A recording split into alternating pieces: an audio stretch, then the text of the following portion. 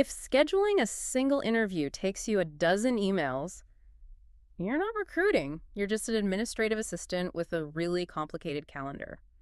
Welcome to Easy Business Automation. This is the show that helps you simplify complex technology so you can, actually get back to running your business. Today, we are talking directly to all the talent acquisition pros out there. I mean, especially if you're running a small agency or maybe you're a solo TA department, we're digging into that one essential question.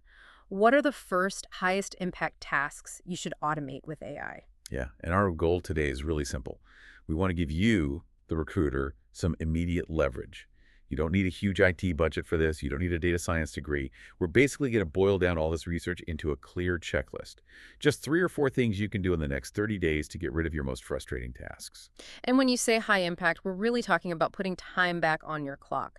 The research shows that recruiters who do this well, they save, on average, about 20% of their work week. 20. Think about that. That's a full day. You get a full day back every single week just by automating the boring stuff. And that time saving, it's a massive competitive advantage.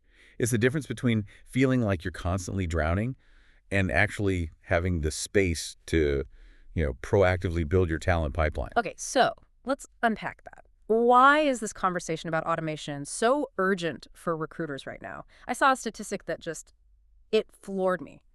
45% of business leaders say they spend over half their time on purely tactical TA tasks. Over half. I mean, that's nearly half your working life spent on process, not on people. Talent acquisition should be a high-volume process, sure, but that time, that 45%, that should be for strategy, for selling your company's brand, coaching hiring managers. Not just admin work. Exactly. Not admin. And let's bring this down to earth for a second. Think about the small agency owner who's listening right now. You're fighting this tidal wave of candidates.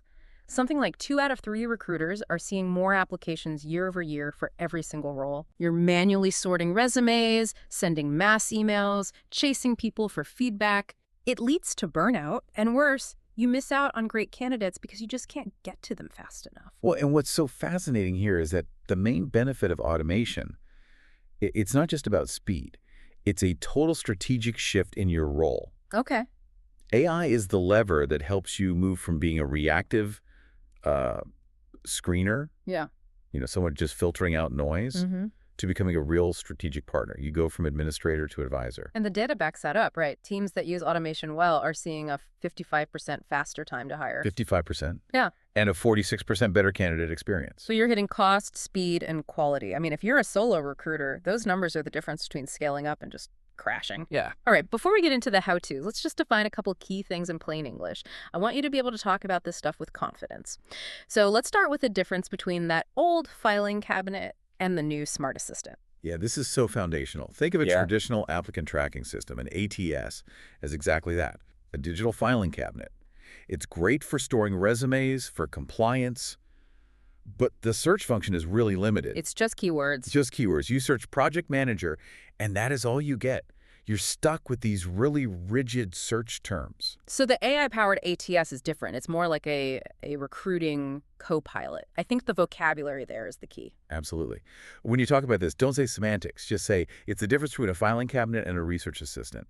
The AI system reads and understands context. It knows that team lead or operations manager might have the exact same skills as a project manager. So it sees the connections. It sees the connections, it understands synonyms, and it ranks candidates by relevance. It brings that hidden talent right to the surface. Which saves a ton of time on that initial resume sift.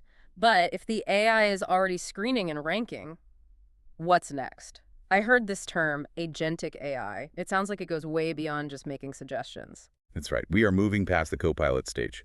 Agentic AI is, well, it's more like a future partner.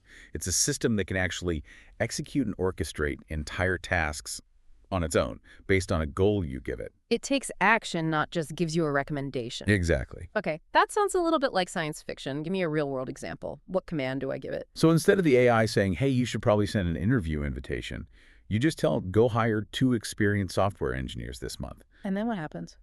The agentic AI then posts the job. It sources talent, it drafts and sends the outreach emails, and it schedules the interview.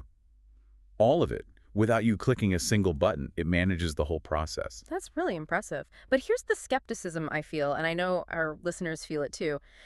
If the AI is doing all that, scheduling, sourcing, communicating, Hmm. what is left for the human recruiter to actually do? That is the crucial question. And the research is so clear on this. The human role is still essential. I mean, 93% of hiring managers stress how important human involvement is. So it's not a replacement. No, it augments you. It doesn't replace you. Your role shifts. You stop doing the repetitive tasks and you start focusing on judgment, interpretation, and culture fit. You become the strategic safeguard. I like that. Strategic safeguard. That sounds a lot better than email scheduler. Okay, speaking of low-value work, let's get practical. We need to give recruiters some really specific, actionable steps on what to automate first. Where do they start to get the biggest bang for their buck? You have to focus on the early stages of the funnel. The data shows about 55% of companies are already using AI for screening and matching, and, well, scheduling is still the single biggest time sink.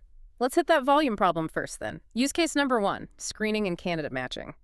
This is that administrative wall that just buries everyone. Yeah, the before picture is it's brutal. Hours spent manually sorting CVs, running keyword searches that miss great people, digging through old databases. It's a job designed for boredom. And the after, what does that look like? The AI screens all the resumes in minutes. And crucially, it understands context and synonyms. So, if the job requires data visualization, the AI doesn't just look for those words. It knows to include people who mention Tableau or Power BI. Oh, I see. It applies intelligence to that first cut. So instead of looking at 100 applications, the recruiter gets a prioritized shortlist of maybe the top 10, and that's where you get your day back. You spend your time interviewing 10 great people instead of screening 100. Exactly. You focus on the highest probability hires right away. But, and this is the necessary human part, a human has to check the AI's output for fairness and bias. AI can absolutely mirror our past biases if we're not careful, so your job becomes quality control. That's a huge point. Okay, let's talk about a pain point everyone gets. Use case number 2, interview scheduling, the great time suck. Oh, scheduling friction is one of the biggest frustrations in TA statistically. It's just endless back and forth emails trying to coordinate multiple calendars. Across different time zones. Yes.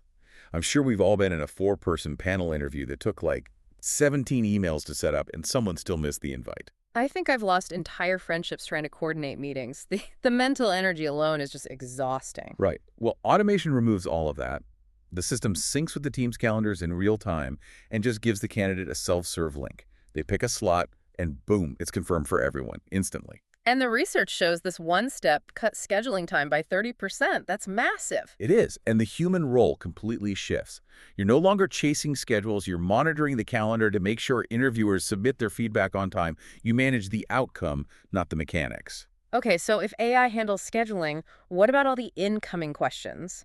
That brings us to use case number 3, candidate communication. This is all about your employer brand. Yeah, the before is candidates getting frustrated by these clunky forms, and then radio silence, the infamous black hole of resumes. It really hurts your brand. Follow-ups just get forgotten. So automation here is basically a marketing and engagement tool. Precisely.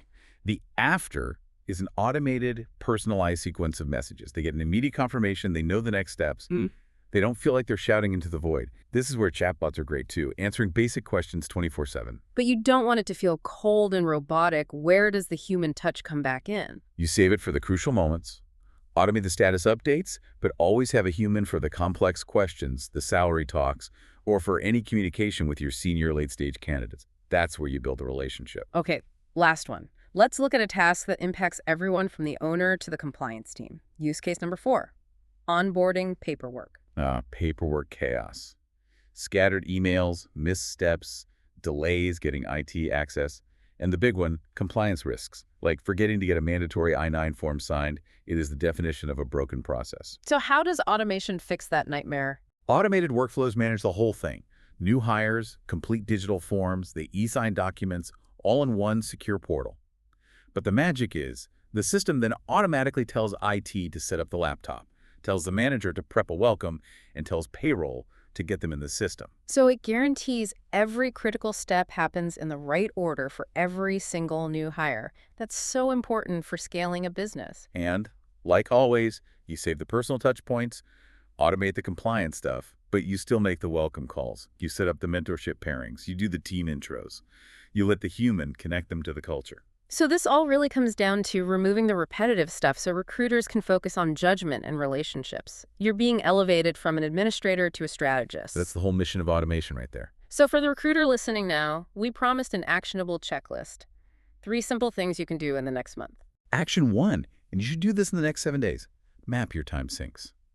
Just sit down for 15 minutes, sketch out your hiring flow from post to offer, and list the top 2 or 3 repetitive tasks that eat up the most time. Is it screening? Is it scheduling? You have to know where the pain is before you can fix it. Okay, action 2. Do this in the next 14 days. Automate communications immediately. Set up a tool to send instant application confirmations to every single candidate. It's so low risk, so high impact, it makes your brand look great, and it kills all those, "Did you get my resume?" emails. And action number 3, for the next 30 days, pilot AI scheduling. Research and adopt a low-cost, smart scheduling tool.